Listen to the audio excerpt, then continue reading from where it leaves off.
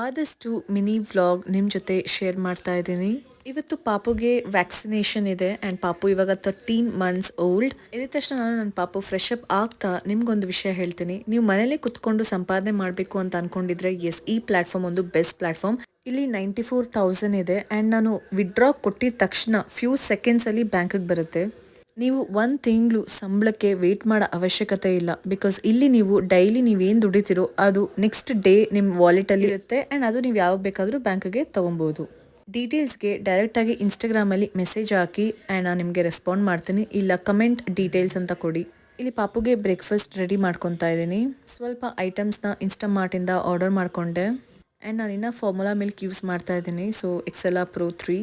ನಾನು ಮೇಲ್ಗಡೆ ರೆಡಿಯಾಗಿ ಬರೋ ಅಷ್ಟರಲ್ಲಿ ಆಂಟಿ ಪಾಪುಗೆ ಊಟ ತಿನ್ನಿಸಿರ್ತಾರೆ ಆ್ಯಂಡ್ ನಮಗೆಲ್ಲರೂ ಮತ್ತು ನಮ್ಮ ಆಂಟಿ ಇಲ್ಲಿ ಬ್ರೇಕ್ಫಾಸ್ಟ್ ಮಾಡಿಕೊಟ್ರು. ಸೊ ಈ ಬ್ರೇಕ್ಫಾಸ್ಟ್ನ ತಿಂದು ನಮ್ಮ ಪಾಪನ ರೆಡಿ ಮಾಡಿಸಿ ನಾವು ಹೊರಟ್ವಿ ಹಾಸ್ಪಿಟಲ್ಗೆ.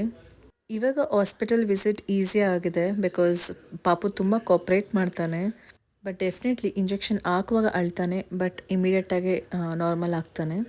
ಹಾಸ್ಪಿಟ್ಲಲ್ಲೇ ಸ್ವಲ್ಪ ಹೊತ್ತು ಆಡ್ಕೊಂಡು ಆಮೇಲೆ ನೆಕ್ಸ್ಟ್ ನಾವು ಪಾಪುಗೆ ಕರ್ಕೊಂಡೋಗಿದ್ದು ಈ ಪ್ಲೇಸ್. ಆ್ಯಂಡ್ ಈ ಪ್ಲೇಸಲ್ಲಿ ನಾವು ಪರ್ ಅವರ್ಗೆ 300 ಚಾರ್ಜ್ ಮಾಡಿದ್ರು ಆ್ಯಂಡ್ ಇಲ್ಲಿ ಸಖತ್ತಾಗಿ ಎಂಜಾಯ್ ಮಾಡ್ದ.